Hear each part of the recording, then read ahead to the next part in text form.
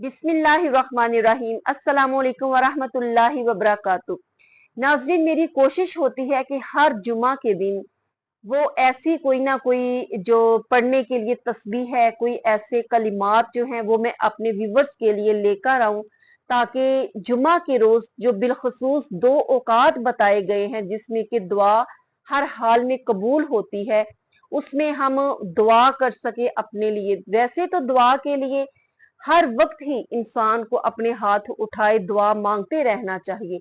हर नमाज के बाद हम मांगते हैं, लेकिन अल्लाह रब्बुल इज्जत की ये बहुत करम नवाजी है कि उसने हमें माह में 4 जो ऐसे जुमातुल मुबारक के दिन अता फरमाए हैं जिसमें बहुत ही ज्यादा दुआ कबूल होने के चांस होते हैं।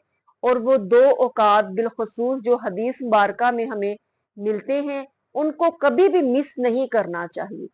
हम अपनी रोजमर्रा की रूटीन में अगर वक्त ना भी निकाल सके तो कम से कम जुम्मा के दिन जो है इन दो औकात में वक्त निकाल कर हमें बैठकर बिलखुसूस दुआ करनी चाहिए, अपनी किसी भी हाजत के लिए, अपने किसी भी मसले के लिए।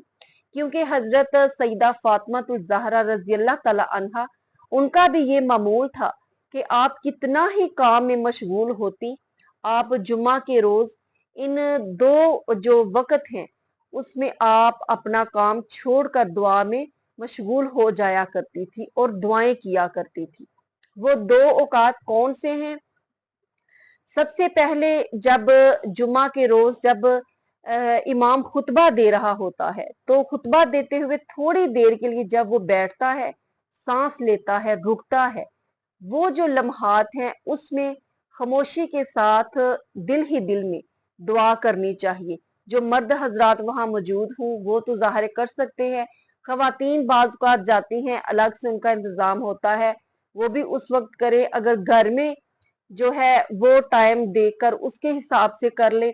और दूसरा वक्त जो है वो नमाज असर के बाद से लेकर नमाज मगरिब तक जो मुकम्मल वक्त है वो दुआ की कबूलियत का वक्त होता है। और आज जो तस्बीह मैं आपको बताने जा रही हूँ वो भी नमाज असर के बाद उस मकबूलियत के वक्त में ही आपने करनी है।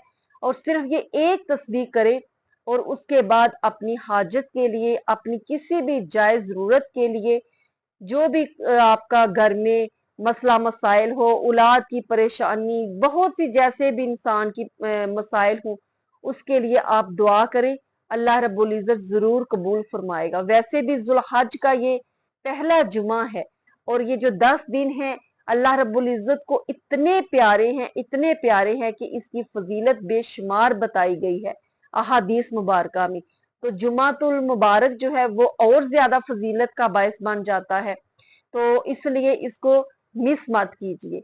तो तस्बीह जो है वो यूं है कि नबी पाक सल्लल्लाहु अलैहि वसल्लम की बारगाह में एक देहाती आता है। वैसे तो आपके पास सहाबा आते रहते थे मसाइल पूछने के लिए, लेकिन उस रोज एक देहाती आता है।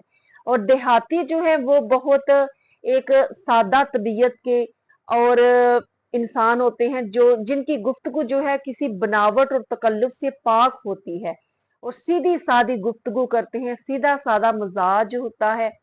तो वो देहाती अर्ज करता है, या रसूलल्लाह, मुझे खैर के कोई 2 काम बताएं, यानी कोई अच्छे करने वाले मुझे कोई 2 काम बताएं जो मुझे काफी हूं मेरे लिए।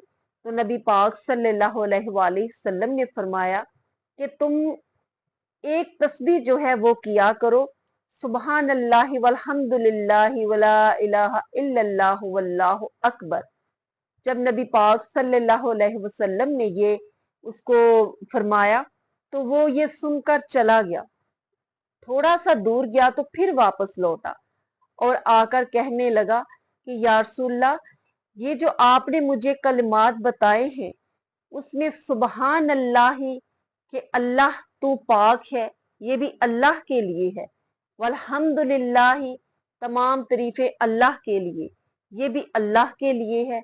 ला इलाहा इल्लल्लाह, अल्लाह के सिवा कोई मबूद नहीं, ये अल्फाज भी अल्लाह के लिए हैं। आखिर में अल्लाह अकबर, अल्लाह बहुत बड़ा है, अल्लाह सबसे बड़ा है, ये भी अल्लाह के लिए है। तो या रसूलल्लाह, ये तो सब अल्लाह के लिए हैं, तो फिर मेरे लिए क्या है? यानी उसकी सादगी का ये आलम था। उसने कहा कि ये सारे कलमात में तो अल्लाह का जिक्र है, ये तो सब अल्लाह ही के लिए है, तो मेरे लिए क्या है। तो आप सरकार ने फरमाया कि ए बंदे, जब तू कहता है सुबहान अल्लाह, तो उस वक्त अल्लाह रब्बुल इज्जत आगे से जवाब देता है, सदकता या अब्दी, ए मेरे बंदे, कोई और कहे ना कहे, कोई और चीज गवाही दे या ना दे, तूने सच कहा कि सुबहान अल्लाह ही। फिर जब तू कहता है वल्हम्दुलिल्लाह, तो अल्लाह रब्बुल इज्जत फिर आगे से जवाब देता है, सदकता या अब्दी, ए मेरे बंदे, तूने सच कहा। और जब तू कहता है ला इलाहा इल्लल्लाह, तो अल्लाह रब्बुल इज्जत फिर जवाब देता है, सदकता या अब्दी, ए मेरे बंदे, कोई और कहे ना कहे, तूने सच कहा। और फिर जब तू कहता है कि वल्लाहु अकबर, और अल्लाह बहुत बड़ा है, तो फिर अल्लाह रब्बुल इज्जत आगे से जवाब देता है, सदकता या अब्दी, ए मेरे बंदे, तूने सच कहा। तो तेरे इन तमाम अल्फाज पर अल्लाह रब्बुल इज्जत खुद तुझे जवाब देता है। तो ये सुनकर वो देहाती खुश हो गया।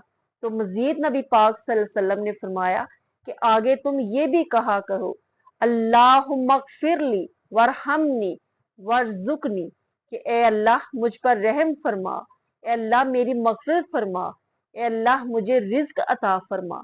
तो ये सुनकर वो देहाती खुश हो गया और चला गया।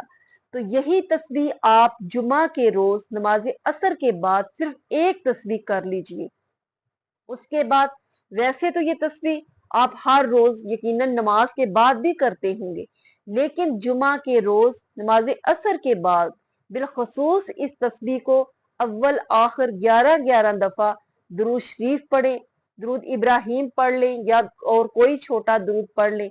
उसके बाद ये दरमियान में ये तस्बीह करें। उसके बाद अपनी उस हाजत के लिए अल्लाह रब्बुल इज्जत के यहाँ दुआ के लिए हाथ उठाइए कि ए अल्लाह, ये वो मकबूलियत की घड़ियां हैं जो तेरे हबीब ने फरमाई है कि इसमें दुआ कबूल होती है। ए अल्लाह, मेरी दुआ आज के दिन रद्द ना करना। ये हजतुल विदा जो तेरे महबूब सल्लल्लाहु अलैहि वसल्लम ने अदा किया था, ये वो महीना है, हज का महीना है, ये वो अयाम है जो तुझे बड़े पसंद हैं। तो मेरी ये दुआ कबूल फरमा। अल्लाह रब्बुल इज्जत जरूर कबूल फरमाएगा।